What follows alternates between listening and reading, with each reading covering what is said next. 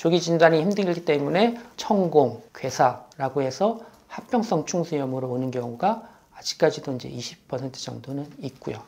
하물며 이제 충수염인지 알고 들어가 봤더니 5에서 10% 정도는 틀린 경우도 있어요. 충수염은 전형적인 이제 패턴, 전형적인 증상의 그 순서가 있어요. 우선 처음에는 상복부가 아프고 배꼽 주위가 아파요. 뻐근하게 아프고 그렇게 시작하다가 그 다음에 이제 오심, 구역, 구토, 식욕부전이 동반될 수 있고요. 점점 염증이 진행되고 시간이 지나면은 오른쪽 아랫배, 우하복부가 아파요. 이동성 통증이 생기는 경우가, 그리고 통증과 더불어 우하복부를 눌렀을 때 압통이 생기고 딱 뛸 때 반발통이 생겨요. 이런 전형적인 코스가 일반적인 이제 급성 충수염의 전형적인 그 패턴이고요. 근데 충수염은 이런 경우, 이런 전형적인 패턴을 가지는 경우가 사실은 반밖에 안 돼요.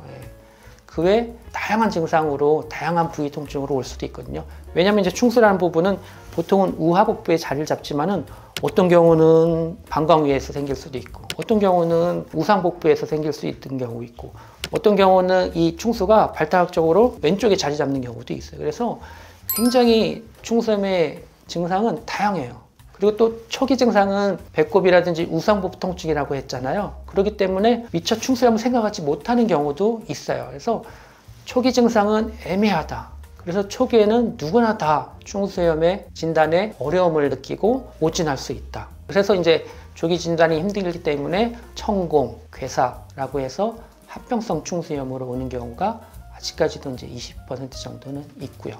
하물며 이제 충수염을 잘못 오진되는 경우도, 충수염인지 알고 들어가 봤더니 5에서 10% 정도는 틀린 경우도 있어요. 이건 어쩔 수 없는 오진이에요.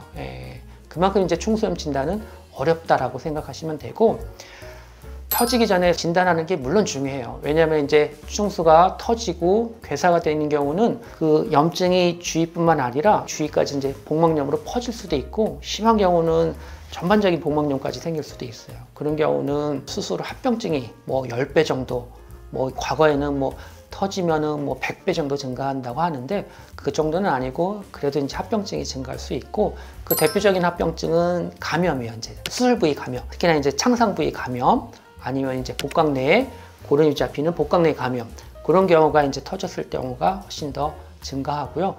또 하나, 수술하고 나서 장 운동이 돌아올 때까지 시간이 오래 걸려요. 복막염이 생긴 경우는. 그래서 금식 기간이 길어지고, 그만큼 많이 오염이 됐기 때문에 수술하고 나서 항생제도 오래 써줘야 돼요. 그래서 터진 경우는 합병증이 더 많다. 그리고 입원 기간도 길어진다. 그렇게 알고 계시면 되고, 그렇기 때문에 터지기 전에 조기에 진단해서 수술하는 게 중요하죠. 그리고 아까 전에 말씀드렸다시피 충수염 진단은 어렵다고 말씀드렸잖아요. 충수염 진단할 때 가장 중요한 거는 사실은 주기적으로 이렇게 환자분을 진찰하는 게 중요해요. 그래서 그 변화 과정을 잡는 게 중요해요. 처음에는 애매해요.